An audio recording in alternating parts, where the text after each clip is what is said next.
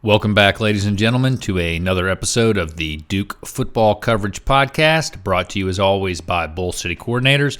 Follow us on our website, bullcitycoordinators.com. Follow us on Twitter at DukeFBCoverage. Our DMs are open.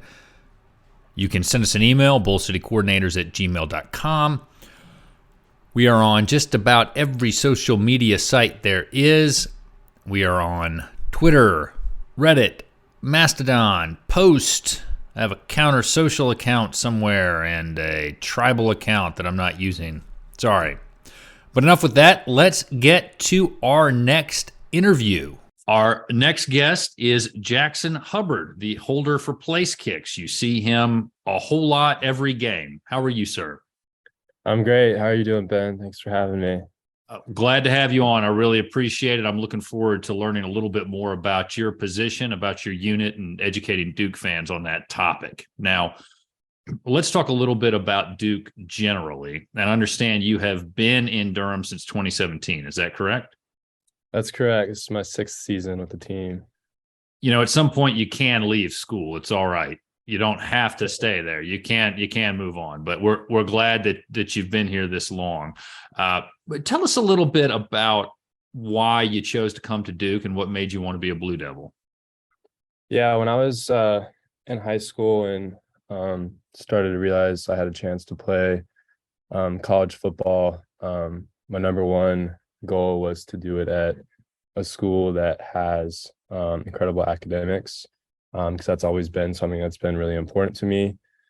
And so that was kind of through the lens through which I viewed schools. And I also, growing up in Texas, Texas high school football is pretty big time. And and because of that experience, I knew I also wanted to play for a school that not only has great academics, but also has a great athletic program and great football team. Maybe like in a Power 5 conference, something like that. And so as I was getting recruited, I wanted to go to the school that has the best of both worlds with academics and football. And then when I visited with Duke with my dad my senior year, and got to know some of the coaches better, I fell in love with the culture of the team and the philosophy of the coaches, and just everything that Duke stood for. And it really was just like a perfect match. And I've loved being here and have obviously stayed a long time, and now grateful to be a part of Coach Elko and his program as well. Well, you mentioned your time in high school. I understand that you did some kicking and punting there. Is that correct? Yeah, so I was the kicker and punter for my team, handling punting, kickoffs, and field goals my junior and senior year. And so that was a great time. And I was recruited to Duke as a kicker and a punter. And then as I got here, ended up focusing more on punting and kickoffs. And then you mentioned that I'm a holder now. I still do kick and punt, but my freshman year, I was a backup punter, backup kicker, kind of low on the depth chart, and noticed that the starting holder was about to graduate. And I knew as a kicker myself that specialists, snappers and kickers really prefer for the holder to be another specialist, just because you have kind of all practice to be with each other and get reps and develop relationship and stuff like that. And so I saw the opportunity that the spot was opening up. And it ended up towards like the middle point of the season, my freshman year. And then through the winter, taught myself how to hold. I'd never done it before because I was the one kicking in high school. And so I ended up teaching myself how to hold, and have now been doing that for the last 5 seasons, in addition to being like the backup kicker and punter. Well, tell us, one, how you taught yourself how to do that, and walk us through, if you can, how you prepare for a game and game day as the holder. Mm-hmm. Teaching myself how to do it. I think it started with I played other positions, other sports growing up. I was a receiver. And so I knew I had the hands, and being a punter, A lot of people don't know this, but you actually have to have really good hands to be a punter, because the biggest factor, and if it's a good punt or not, is how you drop the ball. And so it's all about catching it and dropping it correctly, which is all your hands and hand-eye coordination. And so I knew I had the hand skills for that, to be a holder. And so it ended up just being getting the technique down. So like before I went to bed, freshman year, I would just get on the floor in my bedroom and just like have the football in my hands and like put it down and spin it, because it's not, as a holder, it's not only about, you have to catch it and then you have to put it down in the correct spot. And so I'd put like a little piece of tape on the floor and just practice putting it like exactly on that spot, because if you're like in half an inch left or half an inch right, that would affect the kicker. And so I practice hitting that spot and then also spinning it, because you always want the laces to be facing the field goal, so like forward. And so if the snap, if you catch it off the snap and the laces are facing backwards, you then have to spin it, and you have to do that spotting it and spinning it pretty quickly. And so I just got a bunch of reps doing that every night, and then got with the long snappers at practice or stuff like that to do it off of a snap as well. And the kickers ended up liking the way that I held, and the coaches did too, and ended up getting the job and have loved doing it since then. And then your second question was about preparing for game day. Correct. A lot of it centers around getting with the snapper and the kicker. So Evan Deckers, the long snapper, and I get a lot of reps throughout practice every day, both with one of the kickers, and also just the two of us together. Evan's a guy that loves to snap pretty much the whole practice, and so I always have someone to catch snaps from. And so Evan and I he's also one of my roommates. I've developed a great relationship doing that.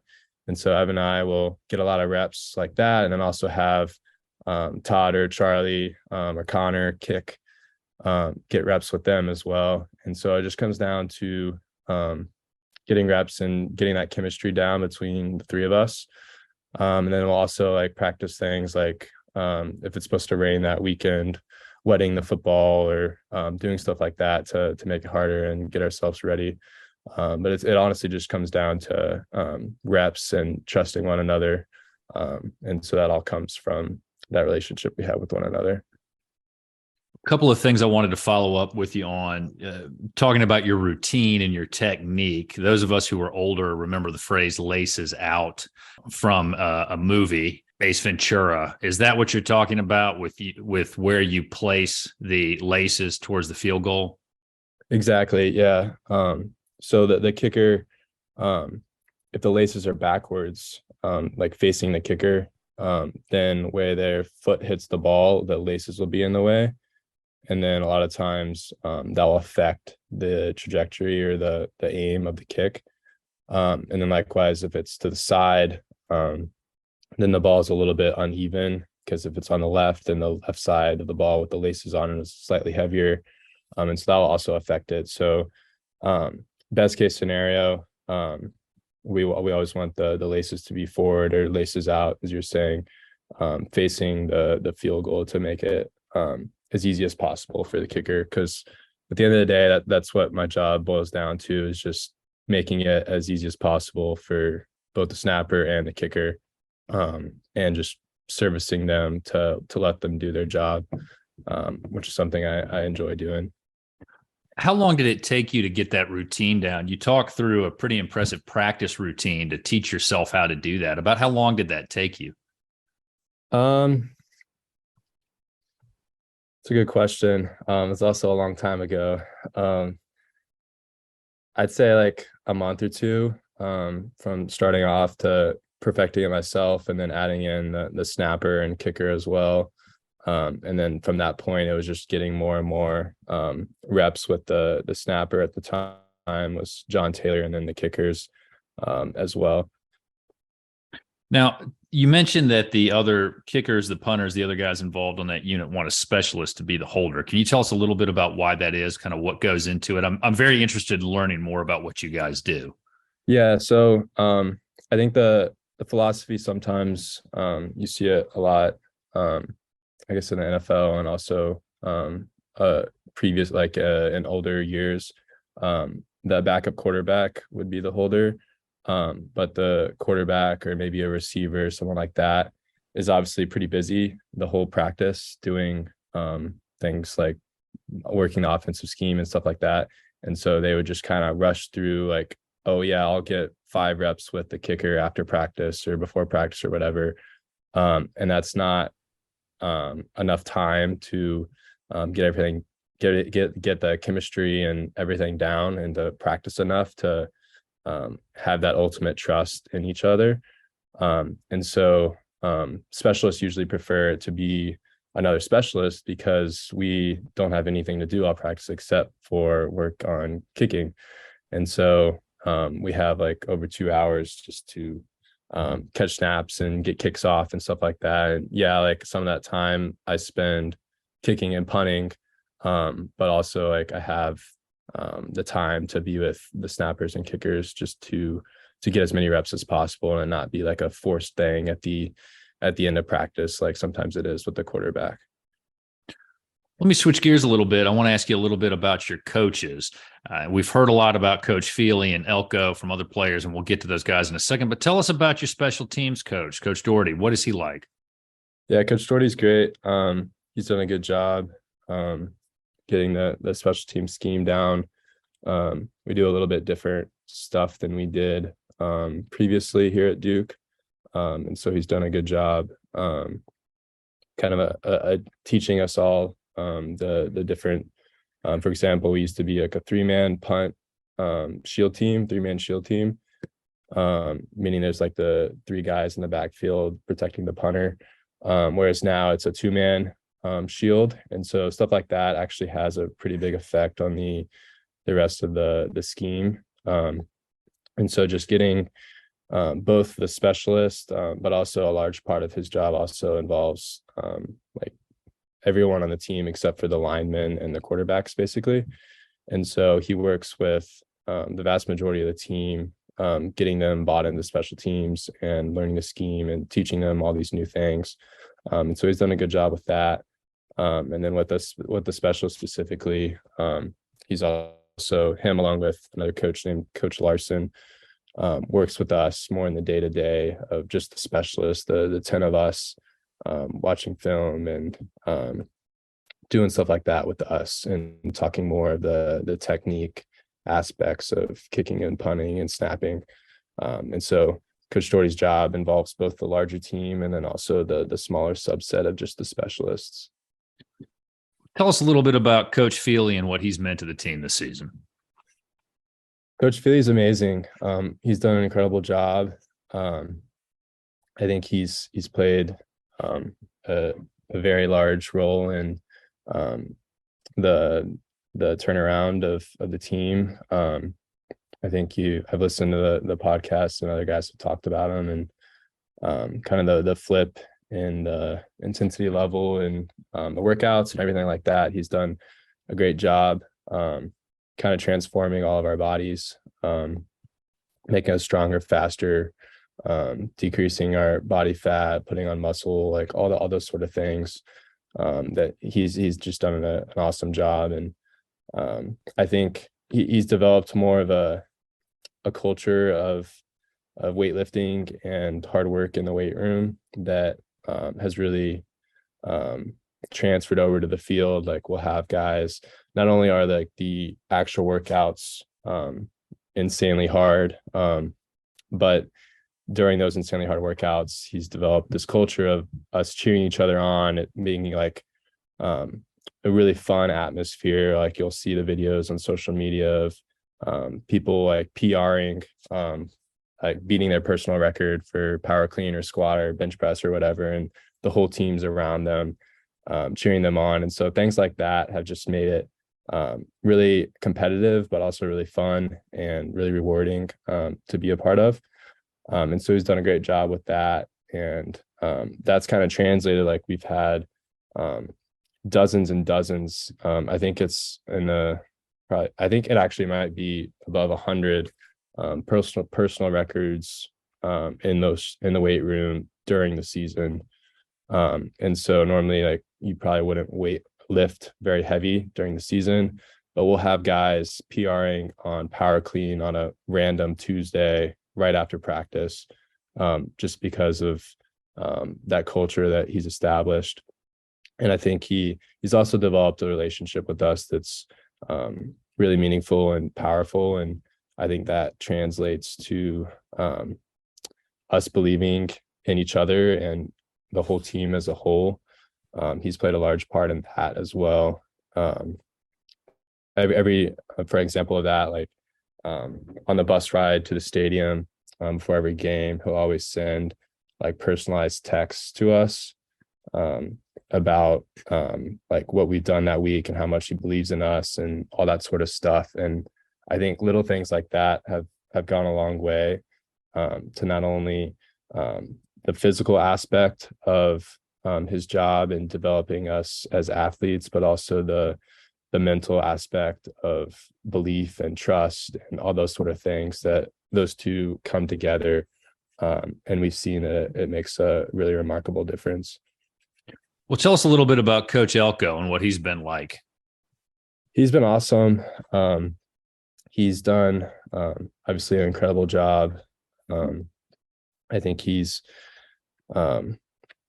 obviously got the ACC Coach of the Year a week or two ago, and it's been really cool to see. Kind of like similar to what I was talking about with Coach Feely, just the culture that he's established within us, and that kind of stems from his mentality and philosophy and approach to everything. And so he's just done an awesome job of leading us, and every team meeting, every interaction you have with him is just so positive and motivational and focused on elevating Duke football and winning and competing, everything like that. He's just done a great job being the head man for all of those things. He's also done a good job of relating to us as players. I'm one of the guys that was elected to what he calls the Leadership Council. And so it's a group of, I think 7 of us that meet with him every single week. And it's like an open floor. So we can bring up whatever the team is feeling, issues, successes, anything like that. And then he'll also does a great job in relaying information to us. So it's kind of a great like two-way communication and trust that he has in us as leaders of the team, and then we can then pass that on to the rest of the team. And so he's just done a great job both with like the aspects of leading the program, but also relationally and using the relationships he's built with us to further that cause of elevating Duke football and winning and all those sort of things. Well, let's switch gears a little bit on a couple of final points and talk about the bowl game you've got coming up, the Military Bowl. You are one of the few Blue Devils who's been to bowls before, having been on the team in 2017 and 2018. Mm-hmm. Tell us what it's like for this unit to be going to a bowl game this year. What does that mean to you all? Yeah, it means a whole lot. It was one of our goals in the off season, and I think we've, like you said, I was a part of the 2017 Quick Lane Bowl team and 2018 Independence Bowl team, and a select few of us have also been to bowl games, some of the fifth-year guys, and we've all just kind of communicated the what it means to go to those bowl games through our prior experiences, and coming into this year and having several years of not going to bowl games really added to that motivation and what we wanted to accomplish this season. And I think looking back, having an incredible season and winning a lot of games, and now getting the chance to go to a bowl game. It's been a really it's a great opportunity, both as a reward for that the hard work that we put in over the last 12 months, but also an opportunity to continue to prove ourselves and continue to use that hard work we put over the last 12 months to continue to improve and defy expectations and everything like that. I mean, we all, through the work we did in the off season, we all knew that we were going to have like a great season and prove a lot of people wrong, just because we saw the difference in the work ethic and belief in each other and all that, culture, all those sort of things. And now looking back on it actually occurring and us being in a bowl game and getting a chance to go win one more game and be a military bowl champion, that's really an incredible opportunity to continue to build upon that success and foundation we set over the past year. And one other thing I'd say on that is Coach Elko's done an awesome job using this as an opportunity to, the primary goal being to become the champions of the bowl game, but also secondary goals being to have fun and to enjoy the experience, to both these couple weeks that we're in Durham, and then also at the bowl site, and then also to develop the younger guys and get them a lot of reps and continue to build for the spring and then into next season. And so it's all in all a great opportunity, and we're really excited for it. And I think it'll be a great time. And yeah. Well, you mentioned proving people wrong. I got to raise my hand. I was one of the guys. You proved me wrong. I admit it. I own it. I will not obfuscate. So, but I rooted for you guys to prove me wrong. So I was very glad to be wrong this time. And congratulations. You guys have had a great season so far. It's been a blast to watch. It's been very entertaining. It's been a lot of fun. Last couple of things to go over in researching for this interview. It looked like you had some academic All-American honors last season. Could you tell us a little bit about those? I did. Yeah. So as I kind of said at the start of the podcast, academics has always been really important to me. I came in undergrad, studied computer science, and loved that experience. And now in grad school for a Master of Engineering in Computer Engineering. And so it's been an incredible opportunity to learn a ton and prepare myself for my career. Kat, the media director for Duke Athletics, put me up for, and I think Coach Cutcliffe also played a role with nominating me for the academic All-American. I guess it started with like all district and all conference, and then ended up moving on to the academic All-American. And so that was just an awesome reward and something to see all the hard work I put in the classroom to pay off, to kind of pair with athletics and academics. That's kind of the best award that I could have gotten. And I'm really thankful for that, and just kind of see that my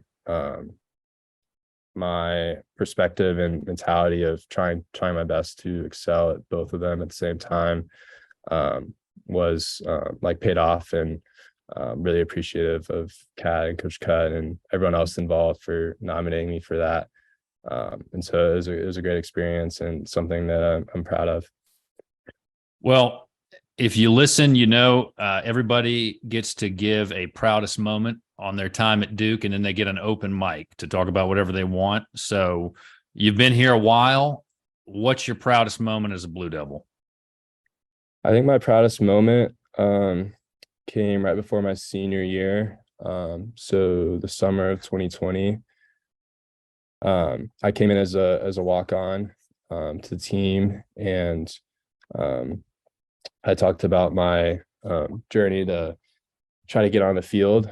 That was my first goal to play, both as a holder and kicker and punter, which I've done those over the last several years.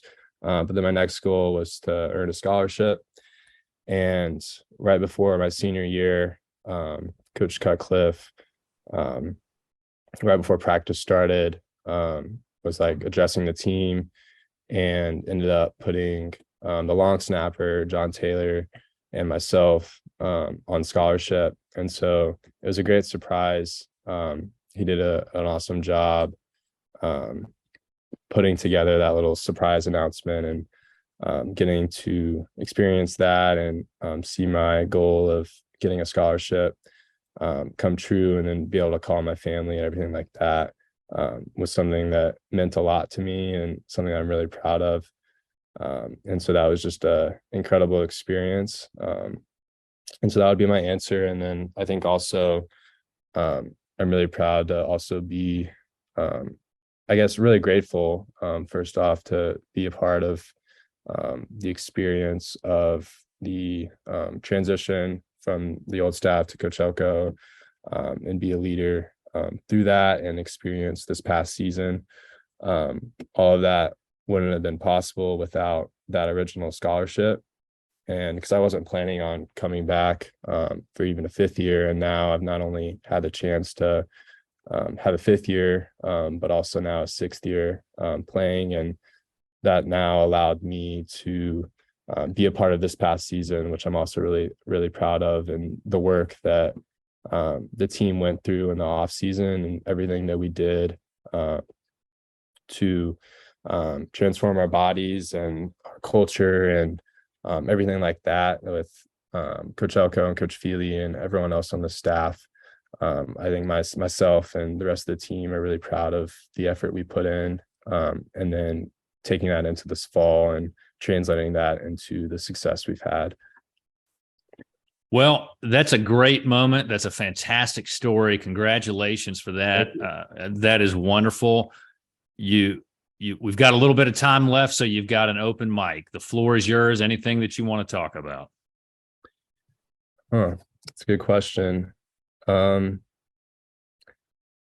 think one thing I would say, I assume you're going to release this before the bowl game. We're recording this, I guess, a little over a week out from Christmas. But I would just say my faith is really important to me, and I think it's always important for myself and everyone else to remember the reason for Christmas and keep that in mind, and focus on your faith and religion, and try to do your best to remember why we're celebrating Christmas, and not only the family time and everything that comes with Christmas, but what I was saying about the God piece of that as well. I actually had an opportunity to go to Israel this past summer through a program at Duke. Ended up seeing all sorts of sites, but one of them being the Church of the Nativity, where Jesus was born. And so I think, especially with this being the Christmas holiday season, to keep that in mind and remember that, on top of being with family, and for us going to a bowl game, and hopefully having a lot of success there, and that also being an aspect of the holiday season. Well, Jackson, that's a wonderful message, and we wish you all nothing but the best of luck, not only in the bowl game, but in your future endeavors. From listening to you, it sounds like you got a bright future ahead of you, and we hope everything goes great. I remember when I finished up law school, the kind of stress and worry about what happened next was there. But if you do good work and you're nice to people, it all takes care of itself. So thank you for taking some time on a Friday for this great interview. We learned a lot about your position in the team and what you're doing, and we wish you nothing but the absolute best going forward. Thanks so much, Ben. I appreciate it. Thank you, Jackson, for being a guest on the podcast, and for all of your time and everything that you've done as a Duke Blue Devil, we wish you nothing but the absolute best going forward, and we hope to see you guys get a nice win over UCF in the Military Bowl. Should be an exciting game. We are all rooting for you. Once again, check us out on our website, bullcitycoordinators.com. You can follow us on Twitter at DukeFBCoverage. Our DMs are open. Send us an email, bullcitycoordinators@gmail.com, and you can find us not only anywhere that you get your podcasts, but anywhere that there is social media. We are there. As an update for the remainder of Season 3, I have got to get off my lazy rear end and start lining up guests for the rest of the season. I hope to get that done soon and make some progress on it. As you all know, it's been a little hectic. But hey, guys, it's Christmas time. It's a wonderful holiday season. I hope everybody who's listening and everybody who's part of the Duke football family has a great holiday, great Christmas, a great New Year. This is time for us to all think about our family, our friends, our loved ones, and those who are in need. And so from everyone here at Bull City Coordinators, which is me and my family, to everybody who's listening, you and your family, Merry Christmas, Happy Holidays, Happy New Year, and, as always, go Duke.